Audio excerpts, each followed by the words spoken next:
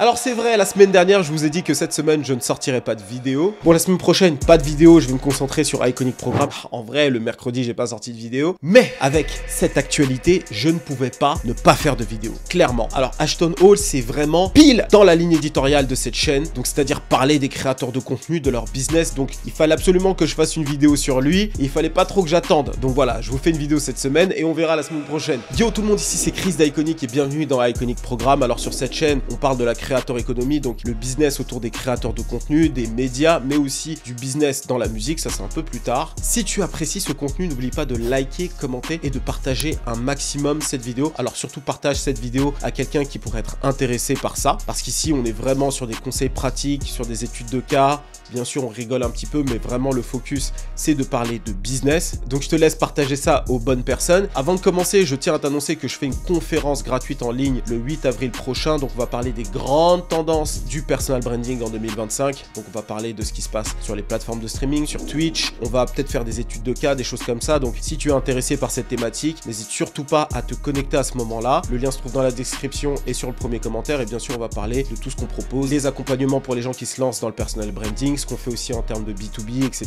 etc. Donc connecte-toi et sois au rendez-vous. Donc maintenant que j'ai dit tout ça, on revient à la vidéo. Alors, qu'est-ce qu'on va faire dans cette vidéo? Parce que la morning routine, tu l'as sûrement vu. Ici, on va vraiment analyser donc cette morning routine. On va analyser le personnage de Ashton Hall, du moins ce que l'on sait de lui, et on va essayer de voir en quoi ça peut te servir toi dans la création de contenu. Qu'est-ce qu'on peut apprendre de ce bonhomme? Voilà, donc sans plus attendre, on y va. Je fais ça comme si c'était la fin de la vidéo. Enfin bref. Alors avant de commencer, qui est Ashton Hall? Alors on sait pas énormément de choses sur lui. Tout ce que l'on sait, c'est que c'est un influenceur fitness, coach sportif et formateur de coach sportif de 29 ans qui s'est sérieusement lancé sur les réseaux sociaux en 2020. Alors avant de se lancer sur les réseaux sociaux, c'était un joueur de football à l'université. Il a joué en semi-pro. D'ailleurs, on a retrouvé quelques vidéos d'highlights. Malheureusement ou heureusement, Ashton Hall ne réussira pas à atteindre le Saint Graal qui est donc d'intégrer la NFL.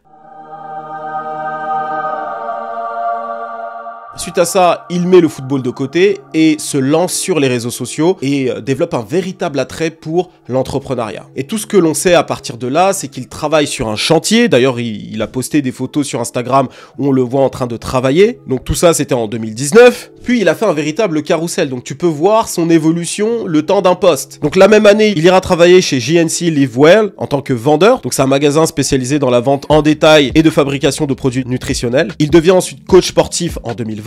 La même année, il gère sa propre salle de gym, puis il démissionne. Bon, surtout, je pense qu'il y a eu le Covid qui est passé par là et donc ça a dû le précipiter dehors. Et donc, il s'est lancé dans du coaching privé la même année et en même temps, il se lance sur les réseaux sociaux sérieusement. Ce qu'il explique dans une vidéo, et j'arrive plus à la trouver, c'est que lorsqu'il se lance dans cette période-là, ça commence à péter pour lui parce qu'il donne des routines workout à faire à son audience, tu vois. Moi, d'ailleurs, jusqu'à aujourd'hui, je regarde quelques routines comme ça, c'est vraiment pratique. Tu regardes une vidéo d'un mec en train de te dire quoi faire tous les jours pour te maintenir ou pour te muscler. Et c'est exactement ce qu'il a proposé à ce moment-là. C'était parfait dans la période du Covid. Donc apparemment, c'est à partir de là que les choses ont commencé à grandir pour lui. Et en 2025, il a conquis le monde avec un vase rempli d'eau, de la glace et du citron.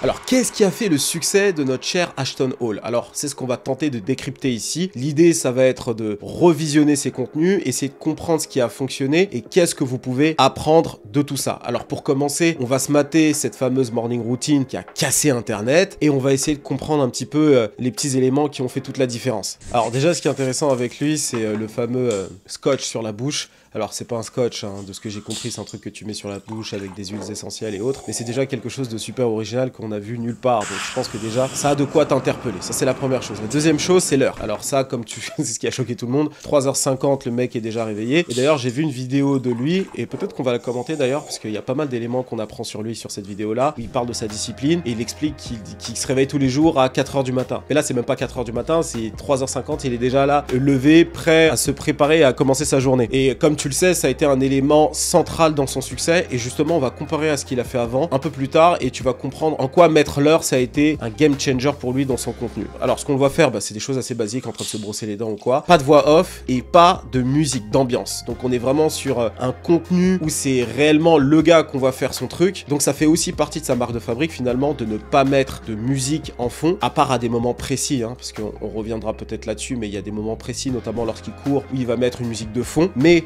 sur ce contenu en particulier, il n'y a pas de musique et l'idée c'est d'avoir juste le bruit ambiant de ce qu'il est en train de faire. Pas d'émotion, et pour se rincer la bouche, il va pas utiliser l'eau du robinet, non, il va utiliser une bouteille de Saratoga, si je me trompe pas. Saratoga, c'est le nom de l'eau qu'il utilise durant toutes ses morning routines, d'accord? On va y revenir d'ailleurs sur cette marque parce que je pense que sincèrement, ils sont en train de se faire beaucoup de cash grâce à lui. Tu vois, on l'entend même boire l'eau, secouer l'eau dans sa bouche, donc tout ça c'est vraiment fait exprès, quoi. Je pense qu'il a dû refaire plusieurs fois d'ailleurs cette prise pour vraiment capter le son de ce qu'il est en train de faire. C'est vraiment unique et ça c'est fort pour le coup. Bon, il est en méditation et en prière. Bon, on est sur le cliché de l'entrepreneur successful, d'accord? Alors je dis pas que ces choses-là ne sont pas à faire, au contraire ça fait du bien, mais là on est vraiment sur un cliché, quoi. Personne le fait de cette manière-là. Même les pompes sur le balcon, 10 pompes, se poser, regarder l'horizon et ensuite rentrer dans son appart. Bon, bref, j'avais dit que j'allais essayer d'être neutre. Chris fait un effort. Donc il a écrit ses objectifs et là il est en train de regarder un prêche. Les objectifs, c'est sûrement des objectifs qui sont strictement financiers. Je dis ça, je suis un mec qui kiffe le business, mais bon, c'est un peu cliché, quoi. Et là, il regarde un prêche parce qu'il croit en Dieu. Et ça, c'est vraiment, je dirais pas une constante, mais c'est quelque chose qui revient souvent chez les Américains, c'est la croyance en Dieu de tous ces entrepreneurs-là. Ils vont remettre toute leur foi et leur motivation en Dieu. Ah, la fameuse bouteille, la fameuse tête dans l'eau glacée. Ça y est, go pour le sport. 6h17, les gars, mais il est ready. Comme il court vénère, ça me tue. Il est temps d'aller piquer une tête. 7 minutes 36, 4 minutes en l'air. Les fameuses 4 minutes en l'air. Alors ça l'a vraiment aidé à devenir viral dans son contenu, clairement. Quand je prends le temps de regarder le contenu, je me rends compte qu'il a mis 2 fois cette tête dans l'eau glacée. Il abuse, quoi. Donc le petit déj de champion et la fameuse eau Saratoga. Ok, maintenant qu'on s'est maté cette vidéo, on peut analyser le contenu du frérot. Alors la première chose que je me suis demandé, c'est est-ce qu'il a l'habitude de faire ce type de contenu ou est-ce que c'est le premier contenu qui fait qu'il le rend viral? Alors je suis un petit peu allé voir ce qu'il faisait et je me suis rendu compte que c'est loin d'être le premier contenu routine qu'il ait réalisé, donc il en faisait assez souvent et c'est des contenus qui marchaient déjà extrêmement bien. Il faisait déjà du 3-4 millions de likes, des centaines de milliers de commentaires sur son contenu. Donc déjà, il performait à mort. Donc ce qu'on peut voir, c'est qu'il a une vraie régularité et une vraie discipline dans son contenu. D'ailleurs, ça fait écho à ma précédente vidéo. C'est vraiment quelqu'un qui s'est donné, on va dire, un rythme de publication. Tu vas avoir les vidéos conseils face caméra où il te donne des conseils clairs en termes de business ou alors en termes de développement personnel. Alors très souvent, c'est en lien avec la formation qu'il va te vendre, ok, parce qu'il vend des formations pour devenir coach sportif. Donc il y a aussi les contenus où il va te montrer clairement ce que lui fait à la salle de sport. Et il y a ces fameuses morning routines. Pas forcément morning, mais globalement les routines. Et ces routines-là, en fait, c'est ce qu'on peut qualifier de contenu fer de lance. Donc c'est les contenus vraiment identifiés sur son compte qui vont avoir vocation à lui ramener un maximum de vues, un maximum de visibilité. C'est aussi ce contenu-là qui va le faire passer de coach en ligne à influenceur, on va y revenir. Mais à mon avis, après je connais pas son business en détail comme tu t'en doutes, mais à mon avis, c'est pas les contenus qui lui amenaient le plus de clients, d'accord? Je pense que c'est des contenus qui ont vocation à être viraux, mais c'est pas des contenus qui lui ramenaient spécialement des clients. Je pense que les contenus qui lui amenaient le plus de clients, c'est les contenus très pratiques, conseils à la salle de sport qu'il pouvait faire, qui pour le coup font 10 fois moins de likes, tu vois, on est sur du 200-300 000 likes sur certains posts, mais pour le coup, sur ces contenus-là, c'est directement des conseils et c'est potentiellement directement des clients qui vont le contacter pour avoir un coaching privé. Donc ça, c'est très fort et à mon avis, tous ces posts sont très bien calculés. Ces posts-là, à mon avis, c'est pour du coaching privé. Les posts où il est directement en train de donner des conseils et en train de parler de son parcours, ouais, à l'époque, j'ai commencé,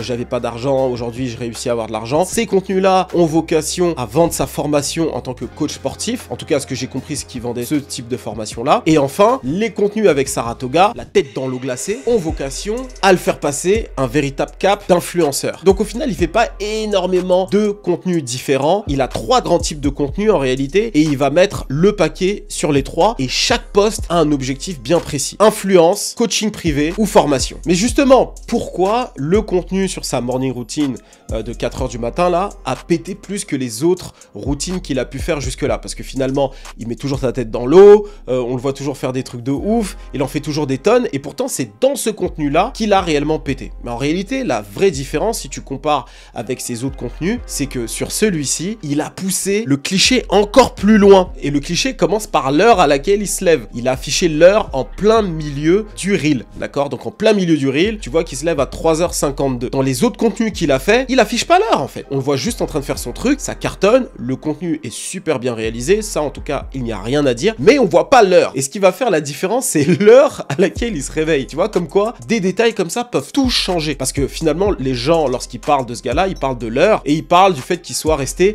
pendant 4 minutes en l'air. D'ailleurs, lui-même en a rigolé un peu plus tard. I kid you not, bro. I was really in the air for 4 minutes.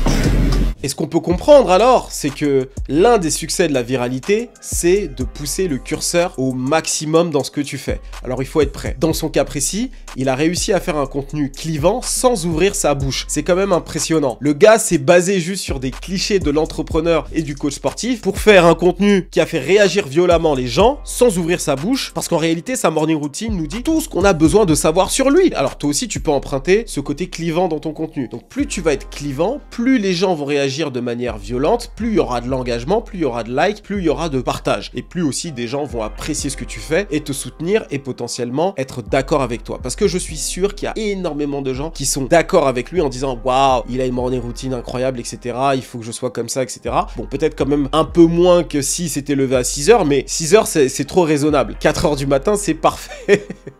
D'accord? Donc c'est vraiment important de comprendre que le fait d'être clivant peut tout changer dans ton contenu et cela sans ouvrir sa bouche. En regardant sa chaîne YouTube, je suis tombé sur une vidéo qui s'appelle « Les 5 habitudes qui ont changé ma vie en une semaine ». Toujours dans l'abus, d'accord? Et en regardant cette vidéo, j'en ai appris un peu plus sur lui. Alors, ce que vous avez vu dans la morning routine, c'est exactement ce qu'il est, c'est-à-dire un cliché de lui-même. Alors, c'est pas une mauvaise chose, hein, parce que finalement, ce qu'il essaye de transmettre sont des valeurs plutôt positives, mais c'est très cliché et de l'extérieur, on a beaucoup de mal à croire à tout ce qu'il dit, parce que ça se voit qu'il essaie de se donner une certaine image. Et en quelque sorte, son contenu fait ressortir tous les défauts qu'on a pu attribuer à Instagram durant ces dernières années, c'est-à-dire un contenu très policé, assez peu authentique, tu vois, c'est un personnage que tu te crées très souvent sur cette plateforme-là, et clairement Ashton Hall représente le paroxysme de ça. Et donc pour revenir à cette fameuse vidéo, on en apprend énormément sur lui, et il explique pourquoi il se lève à 4h du matin. I'm waking up at 4 a.m. every single day. Why 4 a.m.? Why so early? 4 a.m. because at 9 and 10 and the rest of the day, it's freaking chaotic and people are blowing up my phone. 4 a.m. to 8 a.m. is literally my time. I'm waking up, I'm reading, I'm praying, freaking writing, I'm getting better. I'm getting myself better. This is my time. You don't deserve it. Alors pour le coup, lorsqu'il a expliqué la raison, j'ai compris et j'ai trouvé ça totalement valide. Je vois totalement ce qu'il veut dire. Pour ma part, je travaille avec une équipe, on est nombreux, etc. Et à partir de 9h, ça commence à débiter, je commence à recevoir beaucoup de messages et je comprends totalement que se réveiller plus tôt, ça te permet d'avoir ton moment à toi, un moment où tu n'es pas sollicité, où tu peux faire ton truc, prendre ton temps et c'est quelque chose à ne pas négliger. Alors, je me lèverai jamais à 4h du matin, ça je te le dis, mais 5h du matin, c'est quelque chose que je pourrais envisager parce que pour le coup, t'as une heure où tu te prépares, tu vas au sport, tu te mets bien, etc. Et à partir de 6h, tu peux commencer à faire tes trucs, tu vois, pas travailler, mais te faire plaisir, méditer, ce genre de choses-là. Et à partir de 8h, 8h30, vraiment commencer à travailler. Et de 8h à 9h30, 10h, je suis encore tranquille, mais à partir de 10h, c'est la folie. Donc, je trouve que ce qu'il dit, ça a totalement du sens. Tiens, toi, dis-moi en commentaire ce que tu en penses. Ensuite, pour ce qui est de la vidéo en elle-même, clairement, c'est du bullshit. C'est clair et net. Le gars s'est pas réveillé à 3h30 pour faire cette vidéo-là. Il l'a faite dans la soirée et les séquences dans la piscine, il les a tournées dans la journée. Clairement, hein, faut pas déconner, tu vas pas me dire que ton équipe de tournage s'est déplacée jusqu'à chez toi à 2h du matin, à préparer le set, etc. pour te filmer à 3h30 du matin ou 3h50, what the fuck is it? Peu importe ce que c'est, tu vois. Non, je pense que tout ça c'est du mytho, c'est pour représenter ce qu'il fait globalement dans la matinée, et encore, je sais pas si c'est vrai. Après, lui de son côté, si ça se trouve, il se réveille vraiment à 4h du matin, hein. Pourquoi pas? Enfin, j'en sais rien. Je connais des gens qui se lèvent à 4h du matin pour aller bosser, donc pourquoi pas lui? Ensuite, de coach à influenceur. J'en ai un petit peu parlé plus tôt, on va essayer d'aller un peu plus dans le détail ici. Alors, comme je l'ai dit un peu plus tôt, Ashton a percé sur les réseaux sociaux grâce à ses séances de workout. Lorsqu'on regarde son évolution, du moins des éléments que l'on a à disposition sur les réseaux, c'est assez intéressant d'analyser son personal branding et la manière dont il a réussi à gagner de l'argent avec le temps en changeant un petit peu sa stratégie. Tout d'abord, il a été coach one-to-one. il faisait 10K par mois. C'est quand il était à la salle, ce qui est extrêmement bien. Ensuite, il s'est dit que c'est pas assez. Il s'est réellement lancé sur les réseaux sociaux, il a fait grandir sa communauté en ligne et il a commencé à former plus de gens directement grâce aux réseaux sociaux. Et là, il est passé de 10 à 20K à peu près par mois. C'est ce qu'il explique. Et ensuite, il a scalé le mois d'après, il a fait 38 000 K par mois et ainsi de suite. Donc déjà, ce qu'on peut se dire, c'est qu'il a compris la force d'Internet et comment faire pour gagner réellement de l'argent grâce aux différentes plateformes. Donc ça, c'est quelque chose vraiment qu'il faut noter. Et c'est quelque chose que je t'apprends aussi via ma formation de personal branding. Comment faire la différence et pourquoi le personal branding peut être intéressant pour justement scaler et gagner un maximum de clients grâce à ton contenu et grâce à ton audience. Aujourd'hui, il totalise 11 millions d'abonnés, d'ailleurs un peu plus de 11 millions d'abonnés, 11,4 millions. Mais ce qui est intéressant, c'est que lorsque tu regardes son feed Instagram, tu peux voir que très rapidement, il est passé de 5 à 6 à 7 à 8 à 9 millions d'abonnés jusqu'à 10 millions d'abonnés, et ça clairement grâce à ses routines. Donc il a commencé à réellement faire des routines depuis à peu près 2 ou 3 mois et on voit que les choses se sont clairement accélérées. Donc là on peut observer quelque chose d'intéressant. On est passé d'un influenceur qui touchait sa niche grâce à son contenu fitness, d'accord, donc avec un objectif clair, coacher les gens, scaler un maximum grâce à son contenu et potentiellement former aussi des coachs sportifs. Donc ça, c'est la première chose. C'est ce qui lui a permis de gagner autant d'argent et de vivre dans ce magnifique penthouse qu'il paye, je crois, 15 000 $ par mois. D'accord?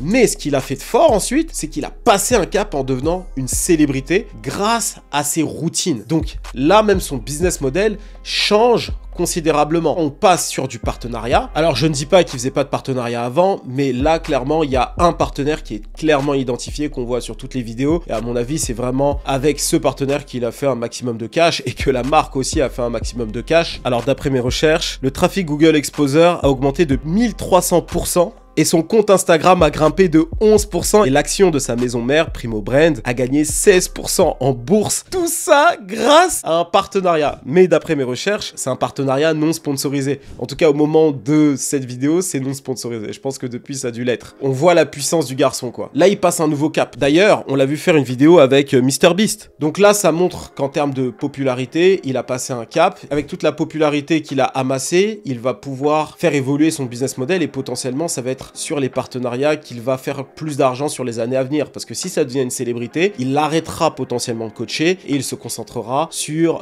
potentiellement les téléréalités, les séries, un show qui lui est dédié. Tout ça c'est possible, hein. Tout ça peut aussi retomber, mais là on est en train d'explorer les possibilités pour que vous puissiez comprendre comment les choses peuvent évoluer pour lui. Et dans son cas précis, on est sur un coach sportif avec une très belle audience sur les réseaux sociaux qui est en train de devenir une célébrité, un influenceur qui potentiellement va gagner plus d'argent grâce à son star power. Mais ce qu'on peut remarquer, c'est qu'il fait bien plus d'argent en tant que coach en ligne sans avoir besoin d'être ultra célèbre, contrairement au fait de faire des partenariats. S'il faisait strictement que des partenariats aujourd'hui, il gagnerait beaucoup moins, ça c'est moi qui le dis, voilà, de ce que je sais, de mon expérience, il gagnerait beaucoup moins que s'il s'était concentré sur le coaching en ligne, d'accord? Donc ça t'en dit énormément sur comment tu dois développer aussi ton business model en tant que créateur de contenu. C'est bien de faire des partenariats, j'en fais, tout le monde en fait. Donc si tu peux développer un skills ou un savoir-faire, c'est quand même mieux. Donc voilà pour ce qui est de ma vidéo sur Ashton Hall et sur sa morning routine devenue virale. J'espère que tu as apprécié. Et d'ailleurs, si tu veux en savoir un peu plus sur la création de contenu en 2025, quelles sont les opportunités à saisir, et si tu as des questions à me poser, comme je te l'ai dit en début de vidéo, j'organise une conférence le 8 avril prochain, d'accord? Donc c'est très bientôt. Donc inscris-toi, le lien se trouve dans la description et sur le premier commentaire. Et ceux qui veulent avoir un accompagnement directement avec moi, que vous soyez une entreprise ou alors que vous soyez un particulier qui veut bâtir son personal branding, comme d'habitude, vous avez le formulaire juste en bas, ok? D'ailleurs, inscrivez-vous tous à la conférence, c'est beaucoup plus simple. Comme ça, on se voit là-bas, je répondrai à vos questions, mon équipe vous rappellera et on avance tous ensemble, ok? Donc c'était Chris d'Iconic pour vous servir, on se dit à très vite, cheers!